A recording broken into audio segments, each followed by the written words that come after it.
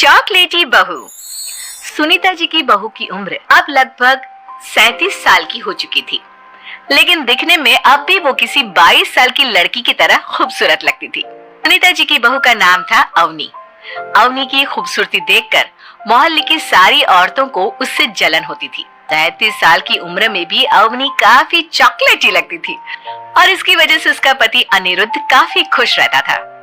अरे अवनी, हमारी पड़ोसन कल कह रही थी, सुनीता जी आपकी बहू को देखकर तो लगता ही नहीं कि 37 की हो गई है।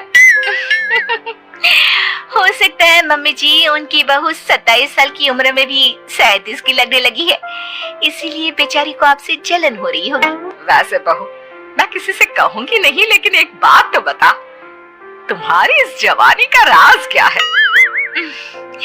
क्या बताऊं मम्मी जी, आप तो जानती ही हैं, मेरे पापा की चॉकलेट की दुकान थी।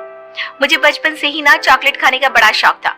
और एक बात बताऊं, मैंने अपने बेडरूम में एक बड़े से बॉक्स में बहुत सारी चॉकलेट रखी हैं और रोज कम से कम 4 चॉकलेट खाती हूँ। बस इसी की वजह से मैं इतनी चॉकलेटी और खूबसूरत दिखती हूँ।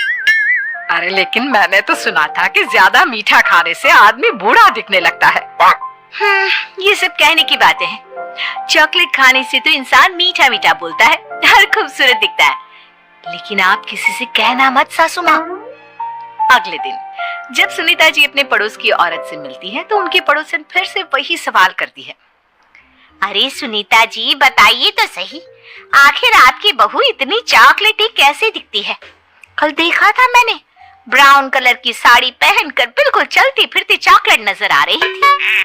वैसे मैंने अपनी बहू से पूछा था, अब देखो उसने ना मुझे किसी को बताने से मना किया है, लेकिन तुम मेरी सहेली हो इसलिए बता देती हूँ। अरे हाँ हाँ बताओ ना सुनीता बहन, मैं भी उसका नुस्खा अपना लूंगी और जवान दिखने लगूंगी। और मेरी बहू वो तो 27 साल की उम्र में ही बूढ़ी होने लगी है, फिर देखना अपनी बहू से भी ज्यादा खूबसूरत दिखूंगी।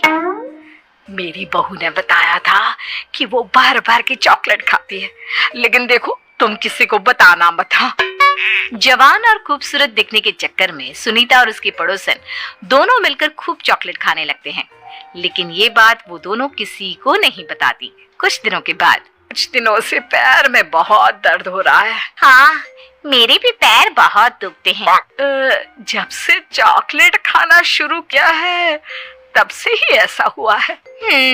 जवानी तो दूर, मेरे तो चेहरे की स्किन लटक कर नीचे आ गई है। कुछ दिनों के बाद, अनिरुद्ध बेटा, मैं डॉक्टर से ब्लड शुगर चेक करवाने गई थी, मुझे तो डायबिटीज हो गई है।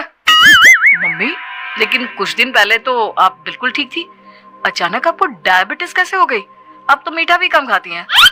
हाँ हाँ मैं कहाँ मीठा खाती हूँ, लेकिन पता नहीं डायबिटीज कैसे हो गई।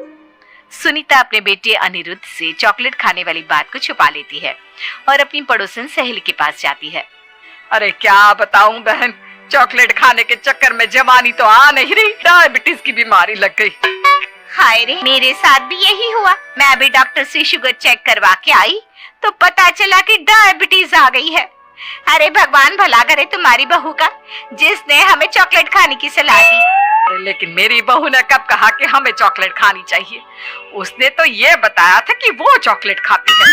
लेकिन अब हम क्या करें, हम दोनों तो जवान दिखने के चक्कर में बीमारी की चपेट में आ गए। तुम कहो तो मैं अपनी बहू से ही इसका इलाज पूछ लेती हूँ। अरे वो तो इतना चॉकलेट खाती है, उसे भी तो डायबिटीज हुई होगी ना, तो वो भी तो अपना ध्यान रखती होगी। अरे रहने दो, तुम्हारे चक्कर में लेने के देने पड़ जाएंगे। जानती हो हमारे मोहल्ले की सारी औरतों को डायबिटीज हो गई है। अरे लेकिन उन्हें कैसे डायबिटीज हो गई? यह कोई छूत की बीमारी थोड़ी ना है। बुरा मत मानना, वो तुम्हारी बहू का जवान दिखने वाला नुस्खा मैंने उन सबको भी बता दिया था।